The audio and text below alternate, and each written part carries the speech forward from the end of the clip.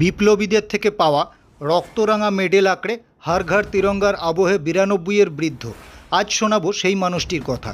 British পুলিশদের হাতে কানমোলা খেয়েছিলেন, সরকারি অফিসে পোস্টার লাগাতে গিয়ে জরিমানা হয়েছিল 6 টাকা 25 পয়সা।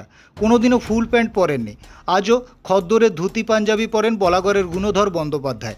আজ গোটা দেশ জুড়ে পালিত হচ্ছে 80তম স্বাধীনতা দিবস।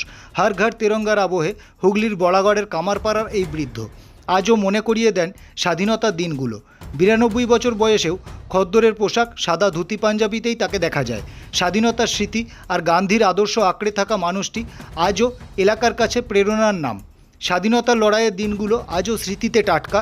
92-এর গুণধর বন্দ্যোপাধ্যায় সেই সময় জীবন্ত দলিল। তার আদি বাড়ি ছিল হাওড়া জেলার আমতায়। গোটা পরিবারই ছিল স্বাধীনতা আন্দোলনের সঙ্গে যুক্ত। গুণধরবাবুর বাবা জয়কৃষ্ণ ব্যানার্জিও ছিলেন আন্দোলনকর্মী। জয়কৃষ্ণ ব্যানার্জিরা দুই ভাই, অপরজন বিজয় কৃষ্ণ ব্যানার্জি। বিজয় কৃষ্ণর বড় ছেলে ঘনশ্যাম ব্যানার্জি ছিলেন গান্ধীবাদী, বাড়িতে চরকায় সুতো কাটতেন। ঘনশ্যাম বন্দ্যোপাধ্যায় ও তার বন্ধু মাতৃপূজা, পলাশির পাড়ে এর মতন দেশাত্মবোধক যাত্রা ও গান করতেন। জ্যাঠতুতো দাদা ঘনশ্যাম ব্যানার্জির হাত ধরেই স্বদেশী আন্দোলনে পা রাখেন গুণধর।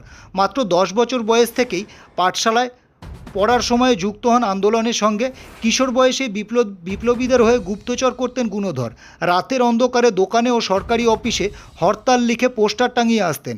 হুগলি তখন বিপ্লবীদের অন্যতম আস্তানা। দাদা ঘনশ্যামের মাধ্যমেই বৃন্দাবন চট্টোপাধ্যায়, প্রফুল্ল সেন, অজয় মুখার্জি, ভূপতি মজুমদার, অতুল্য ঘোষের মতন নেতাদের সঙ্গে পরিচয় হয় তার। দক্ষিণ 24 পরগনার বজবজে একটি সভায় গুণধরবাবু মহাত্মা গান্ধীকে দেখবার সুযোগ পান সামনাসামনি। স্বাধীনতার পর কংগ্রেসের রাজনীতিতে যুক্ত হন গুণধরবাবু। তৎকালীন সময়ে দীর্ঘদিন মহিপালপুর পঞ্চায়েতের উপপ্রধান ও প্রধান হিসেবে দায়িত্ব সামলেছেন। উপপ্রধান থাকাকালীন গ্রামের উন্নয়ন ও আলোচনার জন্য গান্ধী ঘর তৈরি করেন। 24টি গ্রামের মানুষ সেখানে বসে আলোচনা করতেন। সেই কাজে তাকে সাহায্য করেছিল ক্যাপ্টেন শচীন্দ্রলাল বন্দ্যোপাধ্যায়। জীবনে কোনোদিন ফুল প্যান্ট পরেননি, আজও পরনে সাদা খদ্দরের ধুতি ও পাঞ্জাবি। গান্ধীজিকে দেখেই এই জীবনচর্চা শুরু। বাবার মৃত্যুর পর গুণধরবাবুর বোনের বিয়ে হয় বলাগড়ে। তখন থেকেই তিনি চলে আসেন বলাগড়ে।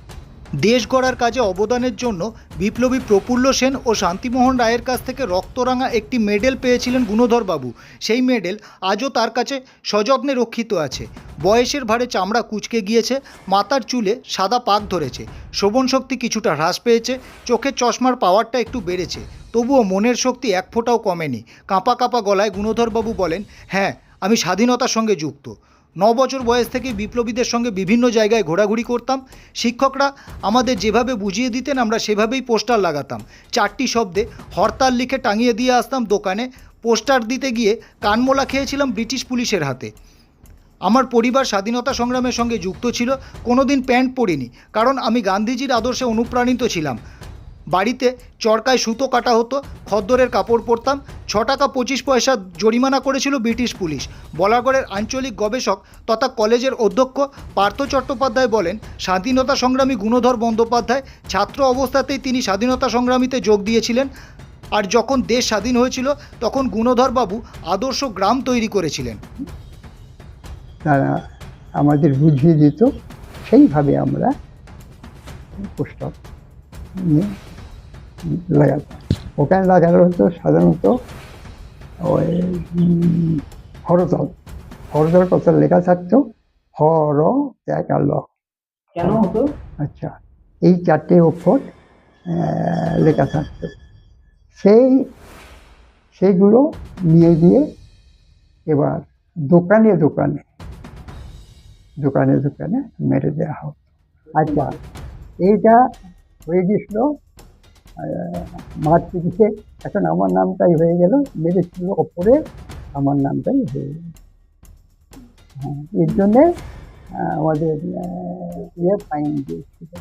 আমাদের যে আমাদের যে নেতা, তাকে ফাইন করেছিল। এটা 6 টাকায় চলে না, পুলিশকে দিতে হয়েছিল। হ্যাঁ, আমি স্বাধীনতার সঙ্গে যুক্ত। আমি এই 9 বছর বয়স থেকেই ওনাদের সাথে ঘোরাঘুরি করেছি।